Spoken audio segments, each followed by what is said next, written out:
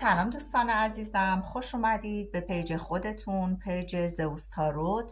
و اینکه منو همراهی میکنید خیلی ممنونم. با لایک کردن، سابسکرایب کردن انرژی به من بدید، انرژی منتقل کنید به کارتا که بتونم انرژی خانی خوبی براتون داشته باشم.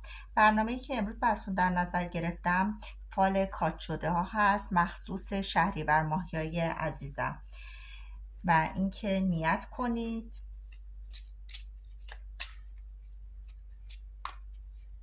که ببینیم شهریور ماهیای عزیزم برگشت دارن کات شده ها.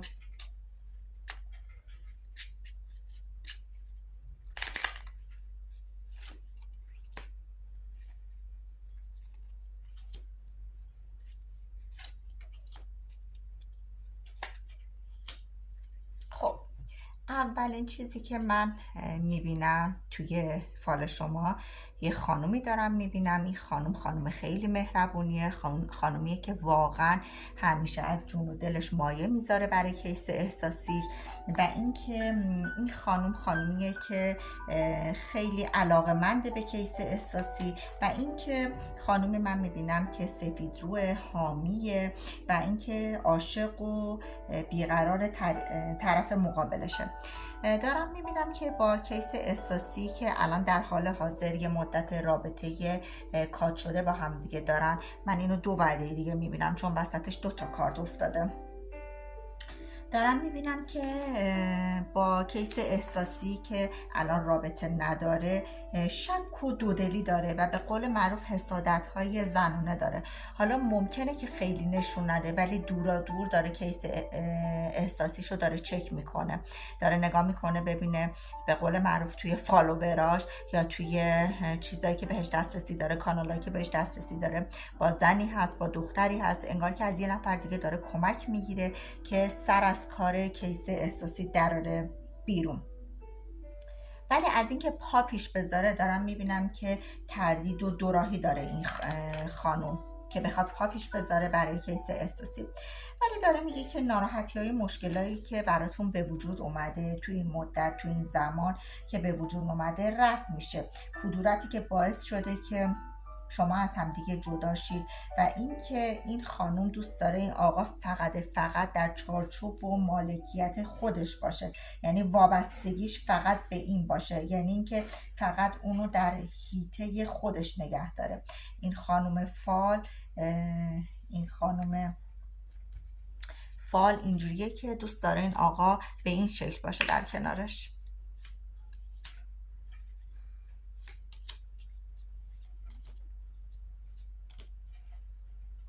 خب دارم میبینم که این آقای خوشگذرونیه، یه آقایی که خیلی رفیق بازه، به دوست و رفیقاش خیلی اهمیت میده. و اینکه در حال حاضر من یه رقیبی میبینم برای این خانم. یه رقیب رو میتونم یه خانومی با موهای تیره ببینم، حروف اسمی الف میم دال داخلش داره، که در حال حاضر این کیس احساسی رو دارم میبینم که با این خانم در رابطه هست. بعد از اینکه از شما جدا شده، مدتی که از شما جدا شده، انگار که نمیتونه این آقا تنها بمونه. خیلی میل زیادی داره که دور اطراف شلوغ باشه و اینکه رفیق بازه، ولخرجه و اینکه نمیتونه کلا در رابطه تنها بمونه. درسته که الان فکر میکنید که رابطتون تموم شده و این آقا وارد یه رابطه جدیدی شده و پایان همیشگی داره، ولی توی ذهنش این آقا مدام داره به شما فکر میکنه، مدام داره انگار که نگران صاحب فاله، یه همچین حالتی افتاده.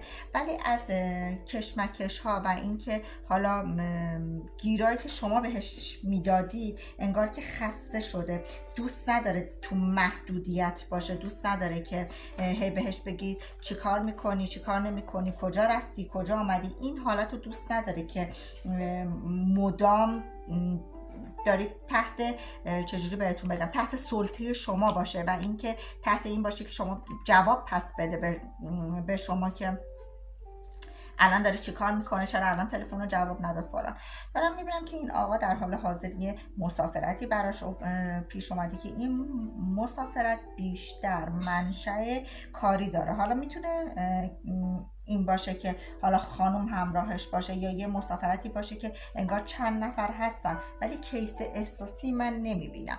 اینی که من دارم میبینم الان میگه که این جدایی در حال حاضر موقته. من اینکه شما حالا الان انگار که امیدتون رو از دست داده باشید که حالا مدت طولانی هستش که از این آقا جدایید، ولی داره به شما نوید اینو میده که کیس احساسیتون به شما فکر میکنه. حالا ببینیم بازگشت داره. خب آس دل یکی از بهترین کارتاییه که توی فال ورق داره میگه که فرد کیس احساسیتون مدام داره به شما فکر میکنه و این که من دارم وعده نزدیک رو برای شما دارم میبینم که انگار که زندگی یه فرصت دوباره، یه شانس دوباره به شما داده باشه. یه همچین حالتی دارم میبینم که این آقا برای برگشتن شما به زندگیش قدم برمیداره. حالا ببینیم که این زمان میده به ما که در چه زمان دقیق داره به ما میده که تو چه زمان دقیقی این آقا برمیگرده. میگه که یه مقدار کنده، یه مقدار برای تصمیم گیری انگار که کنده، دوست داره که شما پیش قدم شید، انگار که یه تلنگری بهش بزنید، یه ضربه‌ای بهش بزنید که بخواد برگرده. یه حالتی وجود داره، یه مقدار برای این کنده که بخواد بیاد سمت شما. ولی دارم میبینم براتون که وعده 7 رو داره میده. من خیلی سر وعده بودم، وعده 7 رو داره به شما میده که این آقا خیلی با احتیاط و اینکه انگار که قبلش خیلی فکراشو بکنه، بالا پایین بکنه و یه همچین حالتی براش میبینم. میگه این آقا خیلی با احتیاط روی وعده زمانی 7، حالا از 7 روز دیگه تا 7 هفته دیگه من میتونم اینو برای شما تفسیر کنم که کارت برگشت دارید. حالا اون رقیبی که من دارم میبینم برای شما که کنار این آقا هست، اینم تا یه وعده زمانی دیگه پوچ میشه. حالا وعده زمانی همون روی 1 هفته دیگه و روی 1 ماه دیگه من میبینم که اصلا کلا پوچ میشه قبل از اینکه به شما برگرده. و این که میگه که استرس و ناراحتی که دارید برطرف میشه و شخصی که رفته برمیگرده، مسائلی که بینتون بوده درست میشه و این که کلا چیزی رو که از دست دادید فکر میکنید به صورت یه آرزو براتون در اومده و اینکه به حقیقت تبدیل نمیشه. داره میگه که این به حقیقت تبدیل میشه و کیس احساسی شما به سمت شما برمیگرده. عزیزان دلم، این فال ها برای همه صدق نمیکنه. من یه فال کلی با یه مشخصات، با یه حروف اسمی براتون گفتم، چیزی که تو ورق افتاده بود و اینکه امیدوارم دوستانی که این فال رو میبینن و این مشخصه رو دارن این براشون اتفاق بیفته. برای گرفتن فال های شخصی میتونید که به دایرکت پیجم مراجعه کنید، SMS بدید، PM بدید تا بتونم براتون فال شخصی بگیرم. و اینکه عزیزان دلم میخواستم بگم که دیروز و امروز انرژی ما خیلی زیاد بود، ما خیلی کامل بود، انرژیش خیلی زیاد بود.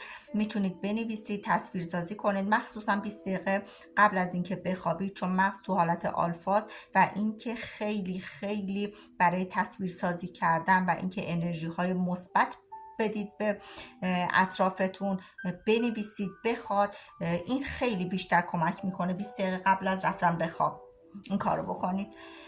خب عزیزان دلم، امیدوارم به چیزایی که دوست دارید بنویسید، اتفاقات خوبی براتون بیفته، به چیزایی که دوست دارید برسید و اینکه دوستتون دارم. تا برنامه جدید و یه انرژی خانی جدید به خدا میسپارمتون. خدا نگهدار.